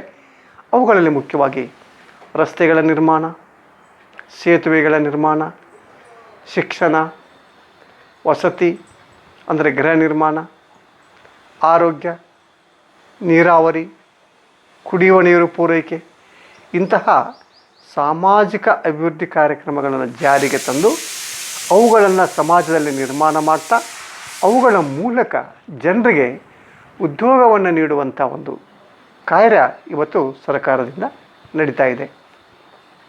ಇದರಿಂದ ನಾವು ಉದ್ಯೋಗಗಳನ್ನ ಏನು ಮಾಡ್ಬೋದು ಅಂತಂದರೆ ಹೆಚ್ಚಿಸ್ಬೋದು ಅಂತ. ನಂಬರ್ 2, ಗೃಹ ಕೈಗಾರಿಕೆಗಳ ಅಭಿವೃದ್ಧಿ ಅಂತ. ಉದ್ಯೋಗವನ್ನು ನಾವು ಇನ್ನೊಂದರ ಮೂಲಕ ಜನರಿಗೆ ಕೊಡ್ಬೋದು. ಇವು ಗೃಹ ಕೈಗಾರಿಕೆಗಳು ಅಂತ. ಗೃಹ ಕೈಗಾರಿಕೆಗಳು ಅಂತಂದರೆ ಮನೆಯಲ್ಲಿಯೇ ಉದ್ಯೋಗಗಳನ್ನು ಕೈಗೊಳ್ಳುವಂಥ ಕೆಲವೊಂದು ಕೈಗಾರಿಕೆಗಳು. ಅಂಥ ಕೈಗಾರಿಕೆಗಳನ್ನು ಹೆಚ್ಚುವ ಸಲುವಾಗಿ ಸರ್ಕಾರ ಹಲವಾರು ಕಾರ್ಯಕ್ರಮಗಳನ್ನು ಹಾಕ್ಕೊಳ್ತಾ ಇದೆ, ಹಲವಾರು ಪ್ರಯತ್ನಗಳನ್ನು ಮಾಡ್ತಾಯಿದೆ, ಹಲವಾರು ಅನುಕೂಲತೆಗಳನ್ನ ಜನರಿಗೆ ಕೊಡ್ತಾ ಇದೆ. ಹಾಗಾದರೆ ಗೃಹ ಕೈಗಾರಿಕೆಗಳ ಅಭಿವೃದ್ಧಿಯನ್ನು ಹೇಗೆ ಮಾಡ್ಬೋದು? ದೇಶದಲ್ಲಿ ಗ್ರಾಮೀಣ ಕೈಗಾರಿಕೆಗಳು, ಗುಡಿ ಕೈಗಾರಿಕೆಗಳು, ಸಣ್ಣ ಕೈಗಾರಿಕೆಗಳನ್ನು ಅಭಿವೃದ್ಧಿಪಡಿಸುವುದರ ಮೂಲಕ ನಿರುದ್ಯೋಗ ನಿವಾರಣೆಯನ್ನು ಮಾಡಬಹುದು ಅನ್ನೋದು ಸರ್ಕಾರದ ಸ್ಪಷ್ಟವಾದಂಥ ಒಂದು ಯೋಚನೆ. ಅಂದರೆ ಗ್ರಾಮೀಣ ಕೈಗಾರಿಕೆಗಳನ್ನ ಅಭಿವೃದ್ಧಿಪಡಿಸುವುದು, ಗುಡಿ ಕೈಗಾರಿಕೆಗಳು, ಸಣ್ಣ ಕೈಗಾರಿಕೆಗಳು ಇವುಗಳನ್ನ ಅಭಿವೃದ್ಧಿ ಮಾಡೋದರಿಂದ ನಾವು ಜನರಿಗೆ ಉದ್ಯೋಗವನ್ನು ಕೊಡ್ಬೋದು. ಈಗ ಗುಡಿ ಕೈಗಾರಿಕೆಗಳು ನೋಡಿರಿ, ಗ್ರಾಮೀಣ ಕೈಗಾರಿಕೆಗಳು, ಈಗ ಕಂಬಾರಿಕೆ, ಕುಂಬಾರಿಕೆ ನೋಡಿರಿ, ಆಮೇಲೆ ಕಾರ್ಪೆಂಟ್ರಿ ಬಡಗಿತನ ಇರ್ಬೋದು, ಅಥವಾ ಗ್ರಾಮೀಣ ಕೌಶಲ್ಯದ ಕೈಗಾರಿಕೆಗಳಿರ್ಬೋದು, ಈ ಗುಡಿ ಕೈಗಾರಿಕೆಗಳಿರ್ಬೋದು. ಸಣ್ಣ ಸಣ್ಣ ಕೈಗಾರಿಕೆಗಳನ್ನು ನಾವು ಅಭಿವೃದ್ಧಿಪಡಿಸೋದರಿಂದ ನಾವು ಅಲ್ಲಿ ಜನ ಉದ್ಯೋಗದಲ್ಲಿ ತೊಡಗ್ತಾರೆ. ಇದರಿಂದ ನಾವು ನಿರುದ್ಯೋಗವನ್ನು ನಿವಾರಣೆ ಮಾಡ್ಬೋದು ಅನ್ನುವಂಥದ್ದು ಇಲ್ಲಿ ಕಂಡುಬರ್ತಾಯಿದೆ. ಇದಕ್ಕಾಗಿ ಜನರಿಗೆ ಹಣಕಾಸಿನ ಸಹಾಯ, ತಾಂತ್ರಿಕ ಸಹಾಯ ಮತ್ತು ಮಾರಾಟದ ನೆರವನ್ನು ಸರ್ಕಾರ ಇವತ್ತು ನೀಡುತ್ತಿದೆ. ಈಗ ನಮ್ಮ ದೇಶದ ಜನರಿಗೆ ಗೃಹ ಕೈಗಾರಿಕೆ ಮಾಡೋದಕ್ಕೆ, ಗುಡಿ ಕೈಗಾರಿಕೆಯನ್ನು ಕೈಗೊಳ್ಳೋದಕ್ಕೆ, ಗ್ರಾಮೀಣ ಕೈಗಾರಿಕೆಗಳನ್ನು ಅನುಸರಿಸೋದಕ್ಕೆ ಸರ್ಕಾರ ಏನು ಮಾಡ್ತಾಯಿದೆ ಅಂತಂದರೆ ಹಣಕಾಸಿನ ಸಹಾಯವನ್ನು ನೀಡ್ತಾ ಇದೆ, ತಾಂತ್ರಿಕ ಸಹಾಯವನ್ನು ನೀಡ್ತಾ ಇದೆ, ಅವುಗಳಿಗೆ ಮಾರುಕಟ್ಟೆ ಸೌಲಭ್ಯಗಳನ್ನು ಕೂಡ ಒದಗಿಸಿಕೊಡ್ತಾ ಇದೆ. ಅಂದರೆ ಮಾರಾಟಕ್ಕೆ ನೆರವನ್ನು ಕೂಡ ಕೊಡ್ತಾ ಇದೆ. ಇದರಿಂದ ನಾವು ಗೃಹ ಕೈಗಾರಿಕೆಗಳನ್ನು ಸಾಕಷ್ಟು ಪ್ರಮಾಣದಲ್ಲಿ ನಮ್ಮ ದೇಶದಲ್ಲಿ ಅಭಿವೃದ್ಧಿ ಮಾಡ್ಬೋದು. ಈ ಗೃಹ ಕೈಗಾರಿಕೆಯನ್ನು ಅಭಿವೃದ್ಧಿ ಮಾಡೋದರಿಂದ ನಾವು ನಿರುದ್ಯೋಗವನ್ನು ಕಡಿಮೆ ಮಾಡ್ಕೋಬೋದು, ಉದ್ಯೋಗದ ಸಂಖ್ಯೆಯನ್ನು ಹೆಚ್ಚಿಸ್ಕೊಳ್ಬೋದು ಅಂತ. ನೆಕ್ಸ್ಟ್ ಕ್ವೆಶನ್, ಮೂರನೆಯ ಒಂದು ಲಕ್ಷಣ ಅಂತಂದರೆ, ಕಾರ್ಯಕ್ರಮ ಅಂತಂದರೆ ಶ್ರಮಸಾಂದ್ರ ತಂತ್ರಜ್ಞಾನ. ಶ್ರಮಸಾಂದ್ರ ತಂತ್ರಜ್ಞಾನ ಅಂದರೆ ಉದ್ಯೋಗವನ್ನು ಮಾಡುವಾಗ ಯಂತ್ರಗಳ ಬದಲಾಗಿ ಶ್ರಮವನ್ನು ಉಪಯೋಗಿಸುವುದಕ್ಕೆ ಶ್ರಮಸಾಂದ್ರ ತಂತ್ರಜ್ಞಾನ ಅಂತ ಕರೀತಾರೆ. ಇನ್ನು ಉತ್ಪಾದನೆ ಮಾಡುವಾಗ, ಉದ್ಯೋಗ ಮಾಡುವಾಗ ನೋಡಿ, ನಾವು ಕೈಗಾರಿಕೆಗಳಲ್ಲಿ ಕಾರ್ಯವನ್ನು ಮಾಡುವಾಗ 2 ತಂತ್ರಜ್ಞಾನ ಉಪಯೋಗ ಮಾಡ್ತೀವಿ. ಒಂದು ಶ್ರಮಸಾಂದ್ರ ತಂತ್ರಜ್ಞಾನ, ಇನ್ನೊಂದು ಬಂಡವಾಳ ಸಾಂದ್ರ ತಂತ್ರಜ್ಞಾನ ಅಂತ. ಬಂಡವಾಳ ಸಾಂದ್ರ ತಂತ್ರಜ್ಞಾನ ಅಂತಂದರೆ ಯಂತ್ರಗಳ ಮೂಲಕ ಉತ್ಪಾದನೆಯನ್ನು ಕೈಗೊಳ್ಳುವುದಕ್ಕೆ ಬಂಡವಾಳ ಸಾಂದ್ರ ತಂತ್ರಜ್ಞಾನ ಅಂತ ಕರೀತಾರೆ. ಆದರೆ ಸರ್ಕಾರ ಇಲ್ಲಿ ನಿರುದ್ಯೋಗವನ್ನು ನಿವಾರಣೆ ಮಾಡೋದಕ್ಕೆ ಯಾವ ತಂತ್ರಜ್ಞಾನವನ್ನು ಉಪಯೋಗಿಸ್ಕೊಳ್ತಾ ಇದೆ ಅಂತಂದರೆ ಶ್ರಮಸಾಂದ್ರ ತಂತ್ರಜ್ಞಾನ. ಶ್ರಮಸಾಂದ್ರ ತಂತ್ರಜ್ಞಾನ ಅಂತಂದರೆ ಮನುಷ್ಯ ದೈಹಿಕವಾಗಿ ತಾನೇ ಕೆಲಸ ಮಾಡುವುದರ ಮೂಲಕ ಉತ್ಪಾದನೆ ಮಾಡುವುದಕ್ಕೆ ಶ್ರಮಸಾಂದ್ರ ತಂತ್ರಜ್ಞಾನ ಅಂತ ಕರೀತಾರೆ. ಅಂದರೆ ಶ್ರಮಜೀವಿಗಳೇ ಉದ್ಯೋಗವನ್ನು ಕೈಗೊಳ್ಳುವುದರಿಂದ ಉದ್ಯೋಗಗಳ ಸಂಖ್ಯೆ ಹೆಚ್ಚಾಗುತ್ತದೆ, ನಿರುದ್ಯೋಗದ ಪ್ರಮಾಣ ಕಡಿಮೆ ಆಗುತ್ತದೆ. ನಮ್ಮ ದೇಶದ ಕೃಷಿ, ಕೈಗಾರಿಕೆ, ಗಣಿಗಾರಿಕೆ ಹಾಗೂ ಇನ್ನಿತರ ಕ್ಷೇತ್ರಗಳಲ್ಲಿ ಸಾಧ್ಯವಿರುವಂಥ ಪ್ರತಿಯೊಂದು ಹಂತದಲ್ಲಿಯೂ ಸಹಿತ ಯಂತ್ರೋಪಕರಣಗಳಿಗೆ ಬದಲಾಗಿ ಶ್ರಮವನ್ನೇ ಹೆಚ್ಚಾಗಿ ಬಳಸಿಕೊಳ್ಳುವುದರಿಂದ ಅಥವಾ ಶ್ರಮವನ್ನು ಹೆಚ್ಚಾಗಿ ಬಳಸಿಕೊಳ್ಳುವ ನೀತಿಯನ್ನು ನಾವು ಅನುಸರಿಸುವುದರಿಂದ ನಿರುದ್ಯೋಗಿಗಳಿಗೆ ಕೆಲಸವನ್ನು ನೀಡುವುದಕ್ಕೆ ಸಾಧ್ಯವಾಗುತ್ತದೆ. ಇದರಿಂದ ನಿರುದ್ಯೋಗ ನಿವಾರಣೆಯಾಗುತ್ತದೆ. ಅಂದರೆ ನಾವು ಉತ್ಪಾದನೆಯಲ್ಲಿ ಯಾವ ತಂತ್ರಜ್ಞಾನವನ್ನು ಬಳಸಬೇಕಂದಂಗಾಯಿತು, ಶ್ರಮಸಾಂದ್ರ ತಂತ್ರಜ್ಞಾನವನ್ನು ಬಳಸಿದರೆ ಜನರಿಗೆ ನಾವು ಉದ್ಯೋಗವನ್ನು ನೀಡಿ ನಿರುದ್ಯೋಗವನ್ನು ಕಡಿಮೆ ಮಾಡ್ಬೋದು ಮತ್ತು ಬಡತನವನ್ನು ಕಡಿಮೆ ಮಾಡ್ಬೋದು. ನೆಕ್ಸ್ಟ್ 4, ಸ್ವಯಂ ಉದ್ಯೋಗ. ನೋಡಿರಿ, ಸೆಲ್ಫ್ ಎಂಪ್ಲಾಯ್ಮೆಂಟ್ ಅಂತ ನಾವು ಹೇಳ್ತೀವಿ. ಈ ಸೆಲ್ಫ್ ಎಂಪ್ಲಾಯ್ಮೆಂಟ್ ಇದು ಒಂದು ರೀತಿಯಲ್ಲಿ ಭಾಳ ಒಳ್ಳೆಯ ಒಂದು ಇವತ್ತಿನ ಆರ್ಥಿಕ ವ್ಯವಹಾರ ಅಂತ ನಾವು ಅದನ್ನು ಕರಿಬೋದು. ವಿದ್ಯಾವಂತ ಯುವಕರು ವಿವಿಧ ಸ್ವಯಂ ಉದ್ಯೋಗದಲ್ಲಿ ತೊಡಗಲು ಮುಂದಾಗಬೇಕು. ವಿದ್ಯಾವಂತರು ಸ್ವಯಂ ಉದ್ಯೋಗದಲ್ಲಿ ತೊಡಗಲಿಕ್ಕೆ ಸಾಧ್ಯವಾದರೆ ಹೆಚ್ಚು ಹೆಚ್ಚು ನಿರುದ್ಯೋಗವನ್ನು ನಾವು ನಿವಾರಣೆ ಮಾಡೋದಕ್ಕೆ ಅನುಕೂಲತೆ ಆಗುತ್ತದೆ ಅನ್ನುವಂಥ ಒಂದು ತರ್ಕ ಅಥವಾ ಯೋಚನೆ ಇಲ್ಲಿದೆ. ಈಗ ಸುಮಾರಾಗಿ ಮುದ್ರಣ, ಕೈಗಾರಿಕೆ, ಹೈನುಗಾರಿಕೆ, ಕೃಷಿ ಉತ್ಪನ್ನಗಳ ಸಂಸ್ಕರಣೆ ಮೊದಲಾದ ಯೋಜನೆಗಳು ಅಧಿಕ ಸಂಖ್ಯೆಯ ಉದ್ಯೋಗಾವಕಾಶಗಳನ್ನು ಸೃಷ್ಟಿಸುತ್ತವೆ. ಅದಕ್ಕಾಗಿ ನಮ್ಮ ದೇಶದಲ್ಲಿ ವಿದ್ಯಾವಂತ ಯುವಕರು ವಿವಿಧ ಸ್ವಯಂ ಉದ್ಯೋಗದಲ್ಲಿ ತೊಡಗಲು ಮುಂದಾದರೆ, ಧೈರ್ಯದಿಂದ ಅವರು ಮುಂದೆ ಬಂದರೆ ಅವರಿಗೆ ಸರ್ಕಾರ ಕೂಡ ಹಣಕಾಸಿನ ಸಹಾಯವನ್ನು ಮಾಡ್ತಾಯಿದೆ, ಅಥವಾ ತಾಂತ್ರಿಕ ಸಹಾಯವನ್ನು ಮಾಡ್ತಾಯಿದೆ, ಮಾರುಕಟ್ಟೆ ಸಹಾಯವನ್ನು ಮಾಡ್ತಾಯಿದೆ, ಸಾರಿಗೆ ಸೌಲಭ್ಯಗಳ ಸಹಾಯವನ್ನು ಮಾಡ್ತಾಯಿದೆ, ಅಥವಾ ಇನ್ನಿತರ ಕಚ್ಚಾ ಸರಕುಗಳ ಪೂರೈಕೆ ಸಹಾಯವನ್ನು ಮಾಡ್ತಾಯಿದೆ. ಹೀಗೆ ಸ್ವಯಂ ಉದ್ಯೋಗವನ್ನು ಕೈಗೊಳ್ಳುವಂಥ ನಮ್ಮ ಯುವಕರಿಗೆ ನಮ್ಮ ಸರ್ಕಾರ ಕೂಡ ಹಲವಾರು ಮಾರುಕಟ್ಟೆ, ಕಚ್ಚಾ ವಸ್ತು, ಸಾರಿಗೆ, ವಿದ್ಯುತ್ ಇತ್ಯಾದಿ ಸೌಲಭ್ಯಗಳನ್ನು ಮಾಡಿಕೊಡೋದ್ರಲ್ಲಿ ಸರ್ಕಾರ ನಿರತಾಗಿದೆ. ಇಂಥ ಸೌಲಭ್ಯಗಳನ್ನು ಪಡ್ಕೊಂಡಿರ್ತಕ್ಕಂಥ ದೇಶದ ವಿದ್ಯಾವಂತ ಯುವಕರು ವಿವಿಧ ಸ್ವಯಂ ಉದ್ಯೋಗದಲ್ಲಿ ತೊಡಗಿದರೆ ನೋಡಿರಿ, ಅಂದರೆ ಉದಾಹರಣೆಗೆ ಮುದ್ರಣ ಇರ್ಬೋದು, ಕೈಗಾರಿಕೆ ಇರ್ಬೋದು, ಹೈನುಗಾರಿಕೆ, ಕೃಷಿ ಉತ್ಪನ್ನಗಳ ಸಂಸ್ಕರಣೆ, ಇಂಥ ಯೋಜನೆಗಳಲ್ಲಿ ನಮ್ಮ ದೇಶದ ಯುವಕರು ಸ್ವಯಂ ಉದ್ಯೋಗಗಳನ್ನು ಕೈಗೊಂಡ್ರೆ ನಮ್ಮ ದೇಶದಲ್ಲಿ ಉದ್ಯೋಗಾವಕಾಶಗಳ ಸಂಖ್ಯೆ ಹೆಚ್ಚಾಗುತ್ತದೆ, ಉದ್ಯೋಗಾವಕಾಶಗಳ ಸೃಷ್ಟಿ ಹೆಚ್ಚಾಗುತ್ತದೆ. ಇದರಿಂದ ನಾವು ನಿರುದ್ಯೋಗವನ್ನು ಏನು ಮಾಡ್ಬೋದು ಅಂತಂದರೆ ನಿವಾರಣೆ ಮಾಡ್ಬೋದು ಅನ್ನುವಂಥದ್ದು ಕಂಡುಬರ್ತಾ ಇದೆ. ನೆಕ್ಸ್ಟ್ ನಂಬರ್ 5, ಕೈಗಾರಿಕಾ ವಿಕೇಂದ್ರೀಕರಣಕ್ಕೆ ಉತ್ತೇಜನ. ಕೈಗಾರಿಕಾ ವಿಕೇಂದ್ರೀಕರಣಕ್ಕೆ ಉತ್ತೇಜನ. ಈಗ ಕೈಗಾರಿಕೆಗಳು ಏನಾಗಿವೆ ಅಂದರೆ ಭಾರತ ದೇಶದಲ್ಲಿ ಕೆಲವೇ ದೊಡ್ಡ ನಗರಗಳಲ್ಲಿ ಮಾತ್ರ ಕೇಂದ್ರೀಕೃತವಾಗಿವೆ. ಉದ್ಯೋಗ ಬೇಕು ಅಂದರೆ ಜನ ಆ ನಗರಗಳಿಗೆ ಹೋಗಬೇಕು, ಆ ಸ್ಥಳಗಳಿಗೆ ಹೋಗಬೇಕು, ಅಂದರೆ ಮಾತ್ರ ಉದ್ಯೋಗ ಸಿಗ್ತದೆ. ಉದಾಹರಣೆಗೆ ತಗೊಳ್ರಿ, ಭಾರತ ದೇಶದಲ್ಲಿ ಉದ್ಯೋಗಗಳು ಕೆಲವು ಬಹುದೊಡ್ಡ ನಗರಗಳಲ್ಲಿ ಕೇಂದ್ರೀಕೃತವಾಗಿವೆ. ಉದ್ಯೋಗ ಬಯಸುವಂಥ ವ್ಯಕ್ತಿ ಆ ನಗರಕ್ಕೆ ಹೋಗಬೇಕು, ಆ ಸ್ಥಳಕ್ಕೆ ಹೋಗಬೇಕು. ಈಗ ಉದಾಹರಣೆಗೆ ಮುಂಬೈನಲ್ಲಿ ಲಕ್ಷಾಂತರ ಕೈಗಾರಿಕೆಗಳಿವೆ, ಬೆಂಗಳೂರಿನಲ್ಲಿ ಲಕ್ಷಾಂತರ ಕೈಗಾರಿಕೆಗಳಿವೆ, ಕಾನ್ಪುರ್ ಇರ್ಬೋದು, ಹೈದರಾಬಾದ್ ಇರ್ಬೋದು, ಚೆನ್ನೈ ಇರ್ಬೋದು, ಇಂಥ ದಿಲ್ಲಿ ಇರ್ಬೋದು, ಕಾನ್ಪುರ್ ಇರ್ಬೋದು, ಇಂಥ ಈ ಮುಖ್ಯವಾದಂಥ ಪಟ್ಟಣಗಳಲ್ಲಿ ಮಾತ್ರ ಕೈಗಾರಿಕೆಗಳನ್ನು ನಾವು ಕೇಂದ್ರೀಕರಣ ಮಾಡಿಬಿಟ್ಟಿದ್ದೀವಿ. ಹೇಳ್ತೀವಿ ಕೈಗಾರಿಕೆಗಳೆಲ್ಲಿವೆ ಅಂತಂದರೆ ಬೆಂಗಳೂರಿನಲ್ಲಿವೆ ಅಂತ ಹೇಳ್ತೀವಿ, ಕೈಗಾರಿಕೆಗಳೆಲ್ಲಿವೆ ಅಂತಂದರೆ ಹೈದರಾಬಾದ್ನಲ್ಲಿವೆ ಅಂತ ಹೇಳ್ತೀವಿ. ಆದರೆ ಕೈಗಾರಿಕೆಗಳು ಹೈದರಾಬಾದಕ್ಕೆ ಸೀಮಿತ, ಕೈಗಾರಿಕೆಗಳು ಬೆಂಗಳೂರಿಗೆ ಸೀಮಿತ, ಕೈಗಾರಿಕೆಗಳು ಮುಂಬೈಗೆ ಸೀಮಿತ, ಕೈಗಾರಿಕೆಗಳು ದಿಲ್ಲಿ, ಕಾನ್ಪುರ್ಗಳಿಗೆ ಮಾತ್ರ ಸೀಮಿತ. ಹೀಗಾದರೆ ಅಲ್ಲಿ ಅಷ್ಟೇ ಕೈಗಾರಿಕೆಗಳು ಬೆಳೆದಾದ್ರಿಂದ ಅಲ್ಲಿರೋರಿಗೆ ಮಾತ್ರ ಉದ್ಯೋಗ ಸಿಗ್ತಿದೆ. ಆದರೆ ಒಟ್ಟು ದೇಶದ ಜನರಿಗೆ ಕೆಲಸ ಸಿಗಬೇಕು ಅಂತಂದರೆ ಕೈಗಾರಿಕೆಗಳು ಇಲ್ಲಿ ದೊಡ್ಡ ದೊಡ್ಡ ನಗರಗಳನ್ನು ಬಿಟ್ಟು ಎಲ್ಲಿ ನಿರುದ್ಯೋಗಿಗಳಿದ್ದಾರೋ, ಎಲ್ಲಿ ಗ್ರಾಮೀಣ ಪ್ರದೇಶದಲ್ಲಿ ಹೆಚ್ಚು ನಿರುದ್ಯೋಗ ಇದೆಯೋ ಅಂಥ ಪ್ರದೇಶಕ್ಕೆ ಕೈಗಾರಿಕೆಗಳನ್ನು ನಾವೇನು ಮಾಡಬೇಕು ಅಂತಂದರೆ ಅಲ್ಲಿ ಸ್ಥಾಪನೆಯನ್ನು ಮಾಡಬೇಕು. ಕೇವಲ ನಾವು ಕೈಗಾರಿಕೆಗಳನ್ನು ಮುಂಬೈನಲ್ಲಿ ಸ್ಥಾಪನೆ ಮಾಡಿದರೆ ನಿರುದ್ಯೋಗ ಕಡಿಮೆ ಆಗೋದಕ್ಕೆ ಸಾಧ್ಯ ಇಲ್ಲ. ಅದಕ್ಕಾಗಿ ನಾವು ನಿರುದ್ಯೋಗವನ್ನು ನಿವಾರಣೆ ಮಾಡಬೇಕಾದ್ರೆ ಕೈಗಾರಿಕೆಗಳನ್ನು ಕೇವಲ ಮುಂಬೈನಲ್ಲೇ ಬಿಟ್ಟು ಅಥವಾ ದೊಡ್ಡ ದೊಡ್ಡ ನಗರಗಳಲ್ಲೇ ಅವುಗಳನ್ನು ಸ್ಥಾಪನೆ ಮಾಡೋದನ್ನು ಬಿಟ್ಟು ಎಲ್ಲಿ ನಿರುದ್ಯೋಗ ಇದೆಯೋ, ಎಲ್ಲಿ ಜನ ಬಡವರಿದ್ದಾರೋ, ಎಲ್ಲಿ ನಿರುದ್ಯೋಗದ ಜನ ಕಂಗಾಲಾಗಿದ್ದಾರೋ ಅಂಥ ಪ್ರದೇಶಕ್ಕೆ ಅವುಗಳನ್ನು ವಿಕೇಂದ್ರೀಕರಣ ಮಾಡಿದರೆ, ಅಲ್ಲೇ ಅವುಗಳನ್ನು ಸ್ಥಾಪನೆ ಮಾಡಿದರೆ ಜನರಿಗೆ ಉದ್ಯೋಗ ಸಿಗ್ತದೆ. ಅದಕ್ಕಾಗಿ ನಾವು ಏನು ಮಾಡಬೇಕಂತಂದರೆ ಕೈಗಾರಿಕಾ ಕೇಂದ್ರೀಕರಣಕ್ಕೆ ಬದಲಾಗಿ ಕೈಗಾರಿಕೆಗಳನ್ನು ನಮ್ಮ ದೇಶದಲ್ಲಿ ವಿಕೇಂದ್ರೀಕರಣ ಮಾಡಬೇಕು. ವಿಕೇಂದ್ರೀಕರಣಕ್ಕೆ ಉತ್ತೇಜನ ಕೊಡೋದರಿಂದ ಕೆಲವೇ ನಗರಗಳಲ್ಲಿ ಕೇಂದ್ರೀಕೃತವಾಗಿರುವಂಥ ಕೈಗಾರಿಕೆಗಳನ್ನು ದೇಶಾದ್ಯಂತ ಎಲ್ಲ ಪ್ರದೇಶಗಳಲ್ಲಿ ಅವುಗಳನ್ನು ಸ್ಥಾಪಿಸಿದಾಗ ಆಯಾ ಪ್ರದೇಶದ ಜನರಿಗೆ ಉದ್ಯೋಗ ಲಭಿಸಲು ಅವಕಾಶವಾಗುತ್ತದೆ. ಅದಕ್ಕಾಗಿ ಕೈಗಾರಿಕೆಗಳನ್ನು ಕೇಂದ್ರೀಕರಣ ಮಾಡೋದರ ಬದಲಾಗಿ ನಾವೇನು ಮಾಡಬೇಕು, ವಿಕೇಂದ್ರೀಕರಣ ಮಾಡಬೇಕು. ಅಂದರೆ ಮಾತ್ರ ಎಲ್ಲ ಜನರಿಗೆ ಉದ್ಯೋಗ ಅವಕಾಶಗಳು ದೊರೆಯುವುದಕ್ಕೆ ಅನುಕೂಲವಾಗುತ್ತದೆ. ಇನ್ನೊಂದು ನಂಬರ್ 6, ಶ್ರಮದ ಚಲನಶೀಲತೆಗೆ ಪ್ರೇರಣೆ ಅಂತ ಹೇಳ್ತೀವಿ. ಶ್ರಮವನ್ನು ಹೆಚ್ಚುವರಿ ಇರುವ ಪ್ರದೇಶದಿಂದ ಕೊರತೆ ಇರುವ ಶ್ರಮ ಇರುವ ಪ್ರದೇಶಗಳಿಗೆ ಅವುಗಳನ್ನು ನಾವು ಚಲಿಸುವಂತೆ ಮಾಡಬೇಕು.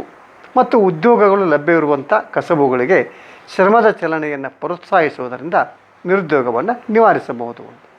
ಶ್ರಮವನ್ನು ಹೆಚ್ಚುವರಿ ಇರುವ ಪ್ರದೇಶದಿಂದ ಕೊರತೆ ಶ್ರಮ ಇರುವಂಥ ಪ್ರದೇಶಗಳಿಗೆ ಶ್ರಮವನ್ನು ಚಲಿಸುವಂತೆ ಮಾಡಬೇಕು. ಈಗ ಕೆಲವು ಪ್ರದೇಶಗಳಲ್ಲಿ ಅಲ್ಲಿ ಶ್ರಮ ಕಡಿಮೆ ಇರ್ತದೆ, ಅದರಲ್ಲಿ ಶ್ರಮ ಬೇಕಾಗಿರ್ತದೆ. ಅಲ್ಲಿ ಎಲ್ಲಿ ಶ್ರಮ ಬೇಕಾಗಿದೆಯೋ, ಎಲ್ಲಿ ಉದ್ಯೋಗಗಳಿವೆಯೋ ಅಲ್ಲಿಗೆ ಶ್ರಮಜೀವಿಗಳು ಹೋಗಿ ನೆಲೆಸುವಂತೆ ನಾವು ಅವರಿಗೆ ಪ್ರೋತ್ಸಾಹವನ್ನು ನೀಡಬೇಕು, ಪ್ರೇರಣೆಯನ್ನು ಕೊಡಬೇಕು. ಅದೇ ರೀತಿ ಉದ್ಯೋಗಗಳು ಲಭ್ಯ ಇರುವಂಥ ಕಸಬುಗಳಿಗೆ ಶ್ರಮದ ಚಲನೆಯನ್ನು ನಾವು ಪ್ರೋತ್ಸಾಹಿಸೋದರಿಂದ ನಿರುದ್ಯೋಗವನ್ನು ನಿವಾರಣೆ ಮಾಡ್ಬೋದು. ಅಂದರೆ ಒಟ್ಟಿನಲ್ಲಿ ಎಲ್ಲಿ ಉದ್ಯೋಗಗಳಿವೆಯೋ ಅಲ್ಲಿ ಹೋಗಿ ನೆಲೆಸಿ ಉದ್ಯೋಗವನ್ನು ಮಾಡೋದಕ್ಕೆ ನಮ್ಮ ಜನರು ಮಾನಸಿಕವಾಗಿ ತಯಾರಾಗಬೇಕು. ಏನಾಗಿರ್ತದೆ ಅಂತಂದರೆ, ಇದು ಕೆಲವು ಕಡೆಗೆ ತುಂಬ ಕೆಲಸ ಇರ್ತದೆ, ಅಲ್ಲಿ ಕೆಲಸ ಮಾಡೋರು ಇರೋದಿಲ್ಲ. ಇದು ಕೆಲವು ಕಡೆಗೆ ಕೆಲಸ ಇರೋದಿಲ್ಲ, ಅಲ್ಲಿ ಕೆಲಸ ಮಾಡೋರ ಸಂಖ್ಯೆ ಹೆಚ್ಚಾಗಿರ್ತದೆ. ಅಂಥ ಸಂದರ್ಭಗಳಲ್ಲಿ ನಾವೇನು ಮಾಡಬೇಕು ಅಂತಂದರೆ, ಎಲ್ಲಿ ಕೆಲಸಗಳ ಸಂಖ್ಯೆ ಹೆಚ್ಚಾಗಿದೆಯೋ ಅಲ್ಲಿ ಉದ್ಯೋಗಿಗಳನ್ನು ಅಲ್ಲಿಗೆ ನಾವೇನು ಮಾಡಬೇಕು ಅಂತ ಶಿಫ್ಟ್ ಮಾಡಬೇಕು, ಅಥವಾ ಅಲ್ಲಿಗೆ ಹೋಗಿ ಚಲಿಸುವಂತೆ ಅವರನ್ನು ಮಾಡಬೇಕು. ಅಲ್ಲಿ ಹೋಗಿ ಕೆಲಸವನ್ನು ಕೈಗೊಳ್ಳುವಂತೆ ಅವರಿಗೆ ಪ್ರೋತ್ಸಾಹ ನೀಡೋದರಿಂದ, ಪ್ರೇರಣೆ ನೀಡೋದರಿಂದ ನಾವು ಇಲ್ಲಿ ನಿರುದ್ಯೋಗವನ್ನು ಕಡಿಮೆ ಮಾಡೋದಕ್ಕೆ ಸಾಧ್ಯ. ಹೀಗೆ ಸರ್ಕಾರ ಇದ್ದಿದ್ದು ಈ 6 ಕಾರ್ಯಕ್ರಮಗಳನ್ನು ಹಾಕ್ಕೊಂಡು ನಿರುದ್ಯೋಗವನ್ನು ಅದೇನು ಮಾಡ್ತಿದೆ ಅಂತಂದರೆ ನಿವಾರಣೆಯನ್ನು ಮಾಡುತ್ತದೆ. ಇನ್ನು ಮತ್ತೊಂದು ಪ್ರಶ್ನೆ, ಅನೌಪಚಾರಿಕ ವಲಯದ ಬಗ್ಗೆ ಒಂದು ಟಿಪ್ಪಣಿ ಬರೆಯಿರಿ ಅಂತ ನಾನು ಹೇಳ್ತಿದ್ದಾರೆ. ಅನೌಪಚಾರಿಕತೆ ಅಂದರೆ ಏನು ಅಂತ ನಾವೀಗ ನೋಡೋಣ. ಅನೌಪಚಾರಿಕ ಮತ್ತು ಔಪಚಾರಿಕ ಅನ್ನುವಂಥ 2 ಇಲ್ಲಿ ವಲಯಗಳು ಬರ್ತಿವೆ. ಅದರಲ್ಲಿ ನಾವು ಅನೌಪಚಾರಿಕ ವಲಯದ ಬಗ್ಗೆ, ಯಾಕೆಂದರೆ ಭಾರತ ದೇಶದಲ್ಲಿ ಔಪಚಾರಿಕದಕ್ಕಿಂತಲೂ ಅನೌಪಚಾರಿಕ ವಲಯನೇ ಹೆಚ್ಚಾಗಿದೆ. ಅಂದರೆ ಯಾವುದೇ ಲಿಖಿತ ಒಪ್ಪಂದವಿಲ್ಲದೆ, ಯಾವುದೇ ಸಾಮಾಜಿಕ ಭದ್ರತೆ ಇಲ್ಲದೆ ಜನ ದಿನಗೂಲಿ ಹಾಗೆ ಅಥವಾ ಕಾಂಟ್ರಾಕ್ಟ್ ಬೇಸ್ಡ್ ಮೇಲೆ ಕೆಲಸ ಮಾಡ್ತಾ ಇರ್ತಾರೆ. ಹೀಗಾಗಿ ಭಾರತ ದೇಶದಲ್ಲಿ ಔಪಚಾರಿಕ ವಲಯದಕ್ಕಿಂತಲೂ ಅನೌಪಚಾರಿಕ ವಲಯದಲ್ಲಿ ಕೆಲಸ ಮಾಡುವವರ ಸಂಖ್ಯೆ ಹೆಚ್ಚಾಗಿದೆ. ಇವರಿಗೆ ಯಾವುದೇ ಕೈಗಾರಿಕಾ ಕಾನೂನು ಬೆಂಬಲ ಇಲ್ಲ, ಸಾಮಾಜಿಕ ಭದ್ರತೆಗಳು ಇರುವುದಿಲ್ಲ. ಇಂಥ ಜನರೇ ಭಾರತ ದೇಶದಲ್ಲಿ ಹೆಚ್ಚಾಗಿದ್ದಾರೆ. ಅದಕ್ಕಾಗಿ ಇವರ ಸಮಸ್ಯೆಗಳನ್ನ ನಾವು ಅರ್ಥ ಮಾಡಿಕೊಂಡು ಇವ್ರ ಜೀವನ ಹೇಗಿದೆ ಅನ್ನೋದನ್ನು ತಿಳ್ಕೊಬೇಕಾದ್ರೆ ನಾವು ಅನೌಪಚಾರಿಕ ವಲಯದ ಬಗ್ಗೆ ಒಂದಿಷ್ಟು ಚರ್ಚೆಯನ್ನು, ಒಂದಿಷ್ಟು ಅರ್ಥವನ್ನು ನಾವಿಲ್ಲಿ ಮಾಡಿಕೊಳ್ಳುವುದು ಒಳ್ಳೆಯದು. ಈಗ ನೋಡ್ರಿ, ಅನೌಪಚಾರಿಕ ವಲಯ ಅಂತಂದರೆ ತಮ್ಮ ಸಾಮಾನ್ಯ ಹಿತಾಸಕ್ತಿಗಳನ್ನು ಕಾಪಾಡಿಕೊಳ್ಳಲು ಯಾವುದೇ ಸಂಘಗಳನ್ನು ಕಟ್ಟಿಕೊಳ್ಳದೆ ಒಗ್ಗೂಡಲಾಗದ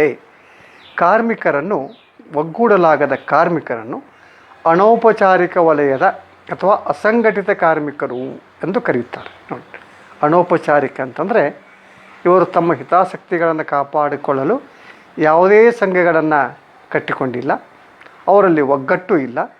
ಇಂಥ ಯಾವುದೇ ಸಂಘಗಳನ್ನು ಕಟ್ಟಿಕೊಳ್ಳಾರದೆ ಒಗ್ಗೂಡಲಾಗದೆ ಇರುವಂಥ ಕಾರ್ಮಿಕರನ್ನು ಅಸಂಘಟಿತ ಕಾರ್ಮಿಕರು ಅಥವಾ ಅನೌಪಚಾರಿಕ ಕಾರ್ಮಿಕರು ಅಂತ ನಾವು ಅವರನ್ನು ಕರಿತೀವಿ.